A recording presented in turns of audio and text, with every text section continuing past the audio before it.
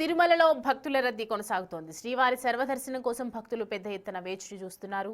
దీంతో కంపార్ట్మెంట్లు నిండిపోయి శిలాతోరణం వరకు భక్తులు క్యూ లైన్లో నిలబడి ఉన్నారు. నిన్న శ్రీవారిని 72,000 మందికి పైగా భక్తులు దర్శించుకున్నారు.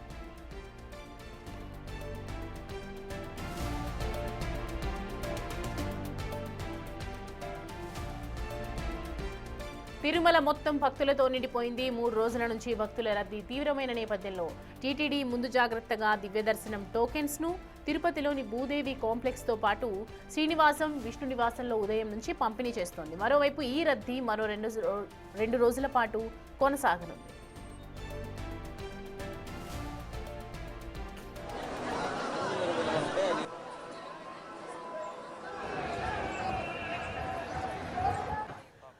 తిరుమలలో భక్తుల రద్దీ చూస్తున్నాము విజువల్స్ లో క్లియర్ గా. ఈ క్రిస్మస్ పండుగ అలాగే సెలవులు, సంక్రాంతి సెలవులు కూడా దగ్గరకు వస్తున్నటువంటి నేపథ్యంలో ఒక్కసారిగా భక్తుల రద్దీ పెరిగింది. కంటిన్యూస్ గా 3 డేస్ నుంచి స్వామివారి దర్శనం చేసుకోవాలంటే 24 గంటల నుంచి 36 గంటల మధ్య అప్రాక్సిమేట్ గా పడుతుందని చెప్తూ ఉన్నారు.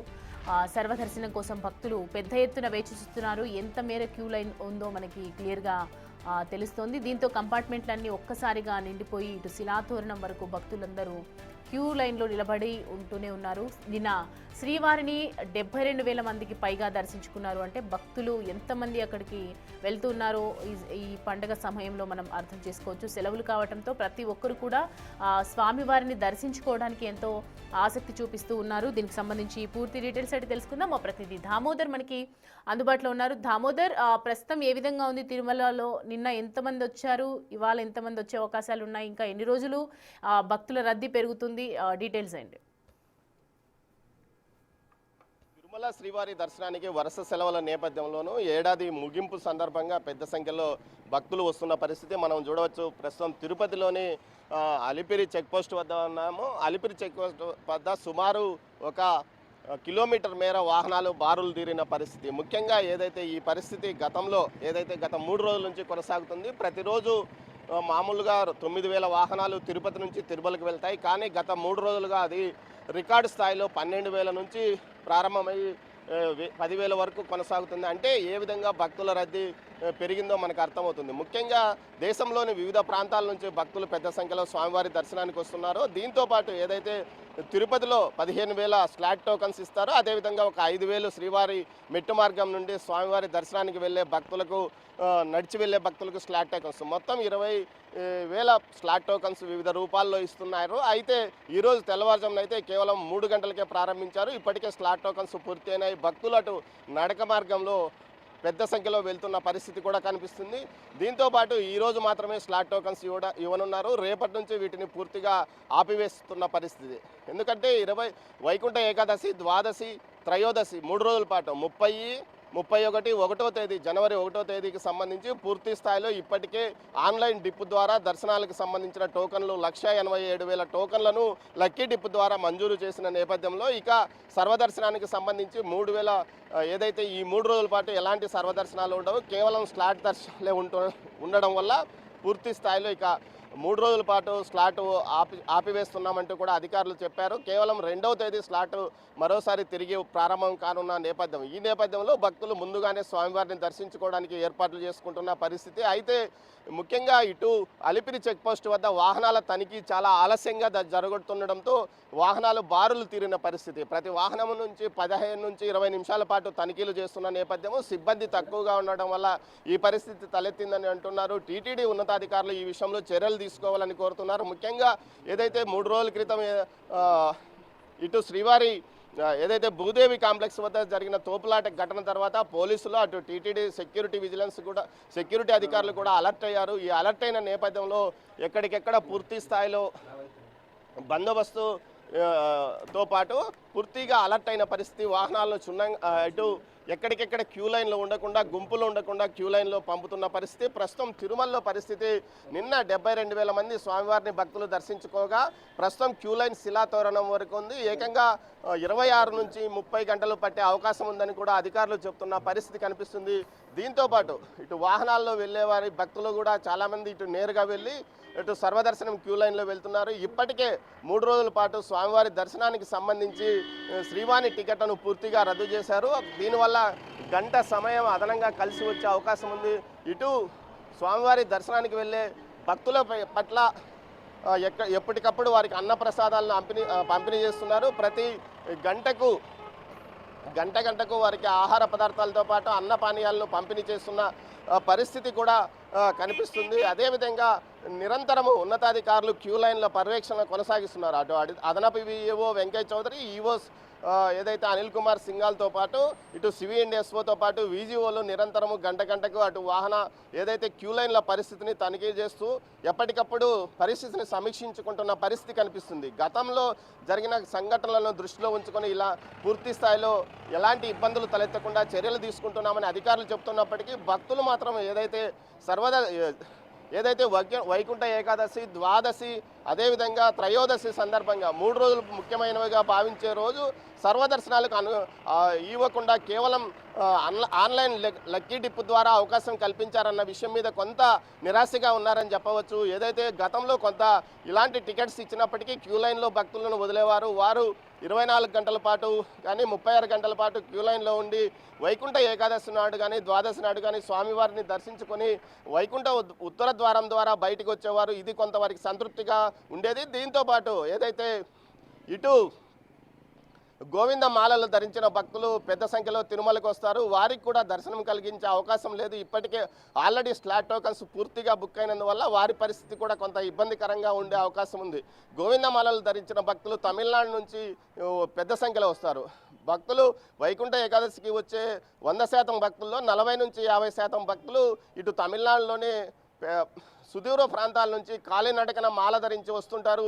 వారి పరిస్థితి ఏం చేయాలన్న విషయం మీద కూడా టీటీడీ తలలు బద్దలు కొట్టుకుంటున్న పరిస్థితి. ముఖ్యంగా వారంతా తిరుమలకు చేరుకున్న తర్వాత దర్శనం కావాలంటూ కూడా గొడవ చేసే అవకాశం ఉందని కూడా భావిస్తున్నారు. ఈ నేపథ్యంలో ముందు జాగ్రత్తగానే వారికి అన్ని విషయాలు చెప్పాలంటూ కూడా టీటీడీ ఇప్పటికే నిర్ణయించింది. ఇందులో భాగంగా ఎక్కడికెక్కడ తమిళనాడుకు సంబంధించిన ఎఫ్ఎం రేడియోల్లో కానీ అదేవిధంగా తమిళనాడు ఆర్టీసీ తమిళనాడు యొక్క సంబంధించిన బస్ స్టాప్లో కానీ ఈ విషయాన్ని మైకుల ద్వారా టీటీడీ ప్రచారం చేస్తున్న పరిస్థితి కనిపిస్తుంది. మొత్తం మీద ఈ రోజుకు సర్వదర్శనం స్లాట్కి సంబంధించి ఏదైతే టికెట్స్ లేని వారికి 36 గంటల పాటు దర్శనానికి పట్టే అవకాశం ఉందని టీటీడీ ఇప్పటికే ప్రకటించింది. Soumya. Right Damodar, thanks for the updates.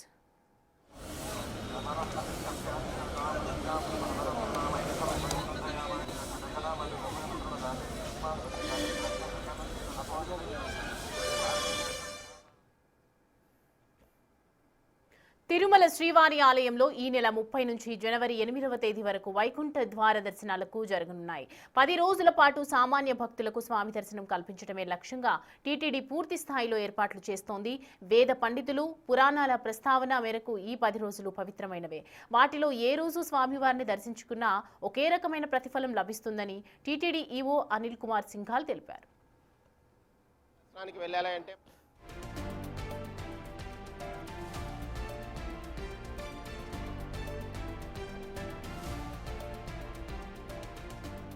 Vaikuntha ద్వార దర్శనాల కోసం మొదటిసారి ఈ డీప్ విధానం అందుబాటులోకి తెచ్చామన్నారు సింఘాల్.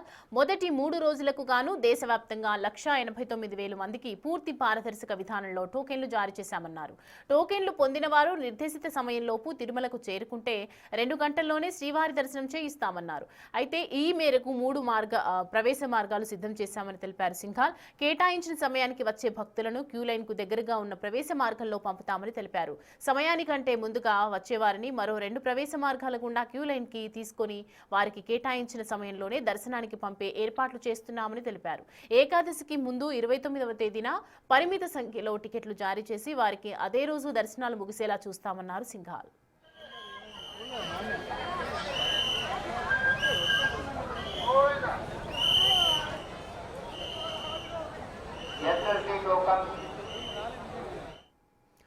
జనవరి 2 నుంచి 8వ తేదీ వరకు రోజుకు 15,000 చొప్పున ప్రత్యేక ప్రవేశ దర్శన టికెట్లు, 1,500 శ్రీవాణి టికెట్లు జారీ చేశామన్నారు టీటీడీ ఈవో సింఘాల్.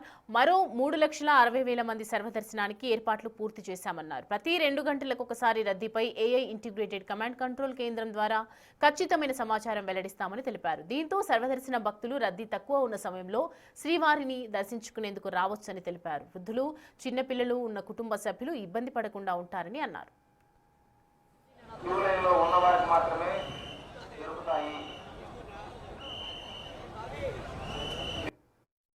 సర్వదర్శనానికి ఎంత సమయం పడుతుంది, ఇటువంటి information electronic media, print media, website, SVBC, social media ద్వారా ఎప్పటికప్పుడు తెలియజేస్తూ ఉంటుంది. కాబట్టి భక్తులు అందరూ వాళ్ళు సర్వదర్శనం కోసం బయలుదేరేటప్పుడు ఈ ఇచ్చేటువంటి అప్డేట్స్ చూసుకొని ఎంత సమయం పడుతుంది అది అంతా కూడా అర్థం చేసుకొని ప్రయాణం ప్లాన్ చేసుకున్నట్లయితే వచ్చేటప్పుడు ఇబ్బంది లేకుండా స్వామివారిని దర్శనం చేసుకుంటే అవకాశం లభిస్తుంది. మొత్తం కలిపి 10 రోజుల పాటు స్వామివారి క్యాంకర్లు మినహాయిస్తే మిగతా మనం చూసుకున్నట్లయితే ఒక 182 గంటల సమయము స్వామివారి దర్శనం అవకాశం ఈ 10 రోజులు దొరుకుతుంది. ఈ 182 గంటల్లో 164 గంటల సేపు సమయం మనం అంతా కూడా సామాన్య భక్తులు కేటాయించడం జరిగింది. ఆ సామాన్య భక్తుల్లోనే 1,89,000 మంది భక్తులు ఎవరైతే ఫస్ట్ 3 డేస్ లక్కీ డిప్లో టికెట్స్ పొందారో వాళ్ళకి అవకాశం ఉంటుంది. మిగతా 7 రోజులు దాదాపు 3.5 లక్షల మందికి ఏమో సర్వదర్శన విధానంలో ఎటువంటి టోకన్ లేనటువంటి భక్తులకి అవకాశం ఉంటుంది. అదేవిధంగా 15,000 చొప్పున ఈ 7 రోజుల పాటు 1,05,000 మంది భక్తులకి ఎస్ఈడి టోకన్లో దర్శనం చేసే అవకాశం దొరుకుతుంది. సో అట్లాగా మనం చూసుకున్నట్లయితే మొత్తం కలిపి 7,60,000 నుంచి 7,70,000 మంది వరకు భక్తులకి ఈసారి మనం వైకుంఠ ద్వార దర్శనం చేసేటువంటి ప్రయత్నం చేస్తూ ఉన్నాము. గత కొన్ని సంవత్సరాలు మనం పోల్చుకుంటే ఎప్పటి నుంచి అయితే ఈ 10 రోజు విధానం ప్రవేశపెట్టారో అప్పటి నుంచి ఎప్పుడు కూడా 6,70,000 మంది కంటే ఎక్కువ భక్తులకి దర్శనం లభించలేదు. అయితే ఈసారి మనం ఉన్నటువంటి కెపాసిటీని పూర్తిగా ఉపయోగించుకొని వీఐపీ తాకిడిని కొంచెం తగ్గించి ఎక్కువ సమయం సామాన్య భక్తులకి కేటాయించి దాదాపు 1,00,000 మంది ఎక్కువ మంది భక్తులకి ఈసారి స్వామివారి దర్శనం కల్పించడం ధ్యేయంతో పనిచేస్తూ ఉన్నాం. ఇప్పుడు ఏంటంటే బందోబస్తు మనము పకడ్బందీ బందోబస్తుని ముందుకు వెళ్తాం. ప్రతి సంవత్సరము ఉన్నటువంటి టైం కంటే ఇంకొక 2-3 గంటలు ముందు వచ్చేటువంటి పరిస్థితి ఏర్పడుతుంది. చాలా ఎక్కువ ముందు వచ్చేసరికి అంటే ఎక్కువ మంది భక్తులు గ్యాదర్ అయిపోయి లిమిటెడ్ నెంబర్ ఆఫ్ టోకన్స్ ఉండడం వల్ల ఎప్పుడైనా ఎంత బందోబస్తు పెట్టినా తప్పుదాట్లు జరిగేటువంటి ప్రమాదం ఉంది. ఆ ఉద్దేశంతోనే ఇటువంటి సంఘటన జరగకుండా ఆన్లైన్లో మనం కానీ